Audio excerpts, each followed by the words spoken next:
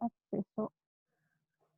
La clase, como están viendo, está siendo grabada, entonces para tener acceso después a la grabación es importante comunicarnos a través del correo. Entonces, como les había dicho, vamos a ver este ramo de administración, principalmente lo que se refiere al servicio de imagenología, donde nos vamos a desenvolver en el futuro, ¿cierto? Tanto siendo parte de un equipo o quizás en la eventualidad y ojalá siendo los coordinadores del servicio de imagenología. El programa que se les presentó también en la reunión y la vez anterior, ¿cierto? Es el mismo, no ha variado el contenido, obviamente ha variado la forma de presentarle a usted el contenido y la forma de evaluación, que como habíamos hablado la vez anterior, va a ser una prueba, un trabajo grupal y uno final individual. Comenzamos entonces, ¿dónde vamos a trabajar o dónde se va a aplicar esta administración de servicios? Nosotros vamos a formar parte de equipos de trabajo donde va a ser necesario em, que implementemos estas nuevas herramientas de administración, tanto para lo actual, ¿cierto? Lo que estamos viviendo en la actualidad como servicios de salud modernizados, como lo que viene después. Y a partir de este año particularmente ha sido un cambio rotundo donde todos hemos tenido que aprender a ver algunos contrafuerzos, ¿cierto?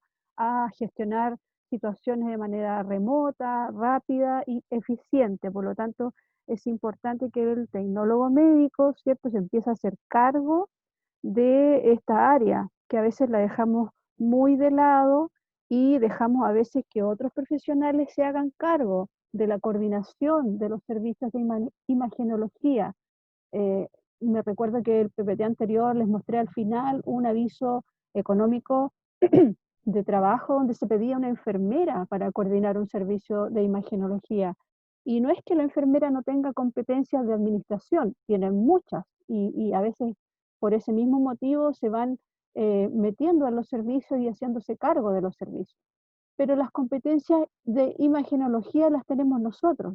Entonces, ¿quién mejor que un tecnólogo de imagenología que coordine el servicio de imagenología, ¿cierto? Coordinando los flujos de trabajo, sabiendo eh, qué se necesita, qué profesional se necesita, qué equipamiento específico se necesita. Si usted pone a una enfermera, por ejemplo, a comprar un equipo de rayos, quizás no va a tener las mismas competencias en cuanto a la capacidad técnica que puede tener un tecnólogo para saber qué equipo de rayos es el más eficiente o un equipo de rayos portátil, por ejemplo. Entonces ahí hay que meterse más un poquito y tratar de recuperar esa área que estamos perdiendo. Como tecnólogos médicos nos podemos desarrollar en muchas áreas. Aquí tenemos una pincelada, ¿cierto?, de lo que podemos hacer en radiodiagnóstico, en mamografía, en hemodinamia, en escáner, en resonancia. Todas esas especialidades están acá en la región. Algunas que tuvimos y perdimos, pero que también son parte de nuestro quehacer, que es medicina nuclear, radioterapia, angiografía, medicina intervencional y, por supuesto, la docencia. Sin embargo, hay una área que tenemos bien descuidada, que es esta de acá, ¿cierto? Que es el área de altos cargos administrativos, calidad y gestión. Hay colegas que se están desarrollando únicamente en calidad y gestión y están siendo lumbreras, sobre todo, insisto, en esta época que estamos viviendo de la pandemia, ¿cierto? Han sido lumbreras desde el punto de vista de la calidad, ¿cierto? De los exámenes y la especificidad de los exámenes. Y por supuesto, coordinación y liderazgo, ¿cierto? No se limiten ustedes mismos, permítanse soñar. ¿Cómo saben si de aquí sale de aquí un par de años más, unos varios años más, otro seremi de salud de esta región o de otra región, quizás algún ministro? Sería bonito tener gente capacitada en el área para que no se cometan errores, ¿cierto?, en el futuro. Y en esto, ¿cierto?, es la reforma, por qué se llegó a esta reforma, qué significa reforma. Bueno, ahí sale como una definición breve, ¿cierto? Es aquello que se proyecta o se ejecuta, se propone para realizar una mejora de algo, algo que no estaba muy bueno, queremos mejorarlo. ¿Y por qué no estaba muy bueno? Porque había una población insatisfecha. Bueno, todavía estamos un poco insatisfechos con el sistema, pero insisto, estamos viviendo en un periodo distinto a lo normal, ¿cierto? Había, y todavía la hay lamentablemente, incertidumbre en el sistema público, desconfianza de repente.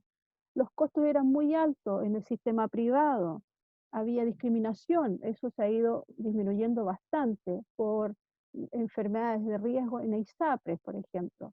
Y sobre todo, y en este último tiempo, ha habido un cambio epidemiológico de los últimos 15, 20 años. ¿Y qué es lo que pretende esta reforma entonces? Generar igualdad, solidaridad, equidad, eficiencia.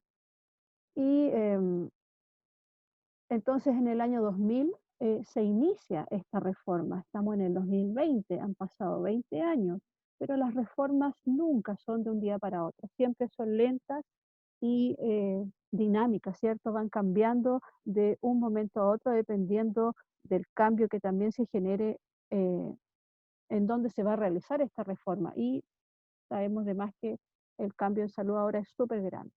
Entonces, ¿esta reforma qué pretende? Pretende mejorar estas atenciones en salud, ¿cierto? Implementando políticas basadas en todos estos valores, ¿cierto? Equidad, solidaridad, que haya mejor recursos técnicos, que esos recursos técnicos sean eficientes el uso, ¿cierto? Y por supuesto, incorporar a la comunidad en la mejora de esta atención de salud. Como le decía, ¿cierto? Todas las reformas son dinámicas, tiene que haber una crisis, tiene que haber como un tambaleo del piso para que se quiera hacer una reforma.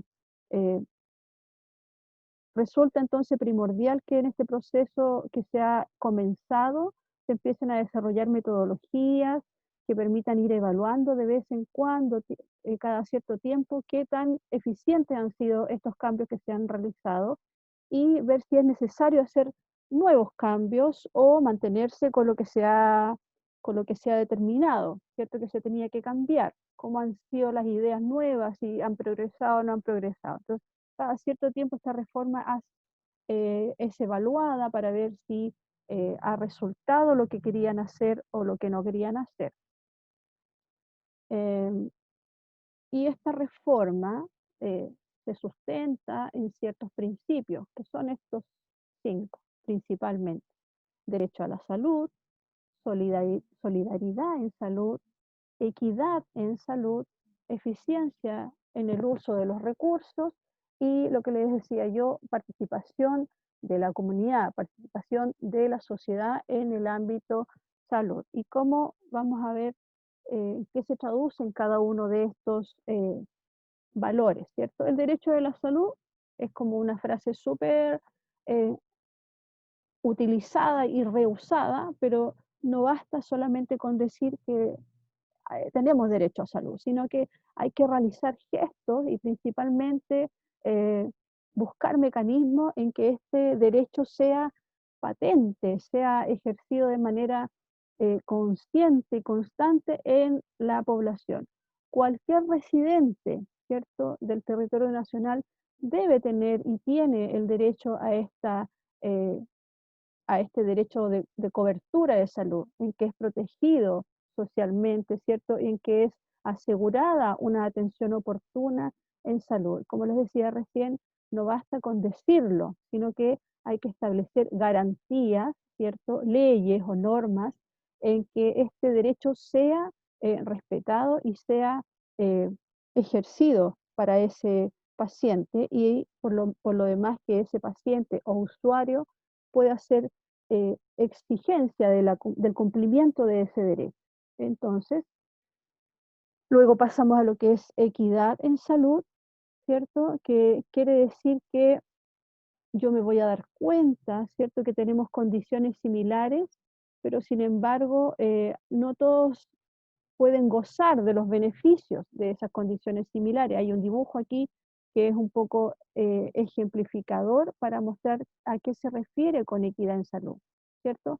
Es decir, aquí hay tres niños, ¿cierto? Uno más pequeño que el otro, los tres tienen un cajón similar, es decir, están en las mismas condiciones, sin embargo no están disfrutando del, del beneficio, ¿cierto? Entonces, ¿qué pasa con la equidad en salud? Significa que yo tengo que darme cuenta, ¿cierto? Tengo que identificar qué es lo que está pasando, qué condiciones están generando esta desigualdad. Y por supuesto aquí se dieron cuenta y cambiaron los cajones de posición o le dieron al que tenía menos eh, beneficio, más beneficio. Entonces, el primero que no lo necesitaba quedó igual disfrutando del estadio y el segundo quedó en las mismas condiciones, pero el tercero, que era el menos favorecido, se le regaló, se le aportó, se le dio una mejor condición para que pudiese tener también el mismo y disfrutar del mismo beneficio. A eso se refiere con equidad en salud, ¿cierto? Generar condiciones que eviten o disminuyan las desigualdades y en eso se tiene que generar el mayor esfuerzo, tanto del ámbito legislativo como del ámbito eh, profesional del área, de la salud en este caso. Luego tenemos la solidaridad en salud, ¿cierto? Que significa igualar garantías, implica que los sanos solidarizan con los enfermos, los hombres con las mujeres, los jóvenes con las personas de mayor edad, es decir, un sistema en que todos estén beneficiados y siendo como coayudantes los unos de los otros. Todo esto que les hablo, chiquillos, es como el ideal, ¿cierto? Es como el mundo de Bill Pap, eh, que lamentablemente todavía no llega a la realidad, o por lo menos no llega a la realidad para todos. Y tenemos también el uso eficiente de los recursos, ¿cierto? Que significa que tenemos que mejorar la calidad técnica, mejorar la calidad humana, ¿cierto? De la implementación hospitalaria y que estos recursos sean bien usados. Es decir, que no haya deudas por lo demás, ¿cierto? Los hospitales siempre viven endeudados, que no haya problemas de administración personal, a veces mucho personal o falta de personal, ¿cierto? Todo esto se genera administrando bien los servicios, usando bien los recursos que se destinan a salud. Y finalmente, y no por eso menos importante, la participación.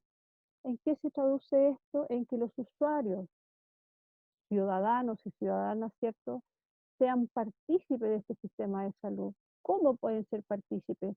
Desde un tiempo a esta parte, en todos lados ya está normado, tiene que haber visible y de fácil acceso para el paciente un libro de reclamos o de sugerencias y está normado que estas sugerencias o reclamos deben ser respondidas en un tiempo establecido.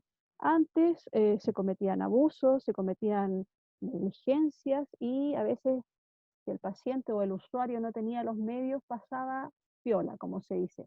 Sin embargo, un tiempo a esta parte, los mismos usuarios ya estando en conocimiento de eso han sabido hacer uso de este derecho, ¿cierto? De esta participación y pueden hacer sus reclamos, que son los mayores, o las sugerencias o felicitaciones a través de estos mecanismos, ¿cierto? Y por lo demás está normado que deben tener un tiempo límite para recibir una respuesta. Entonces el usuario del sistema de salud se siente partícipe y se hace partícipe también del sistema para mejorarlo o para, en este caso, fiscalizar si es que hay algún maltrato y cosas por el estilo. Entonces, la reforma de la salud en Chile, ¿cierto?, pretende o tiende a corregir los problemas del sistema antiguo de salud y se incentiva a que los servicios sean de mejor calidad, ¿cierto? Cada vez de mejor calidad los servicios desde el punto de vista técnico como humano, ¿cierto? Profesional, a que los gastos también en salud sean mayores, se centren y se concentren los gastos en esa área y no en otras, y por lo demás, se implementa con esta reforma, ¿cierto?, la mejora en el contrato entre los prestadores privados y sus cotizantes, es decir, el asunto de la ISAPRE se regulariza, se normaliza, de manera que no haya también esta discriminación por enfermedades previas o por género, ¿cierto? Mujeres en edad fértil o condiciones de salud que son complejas.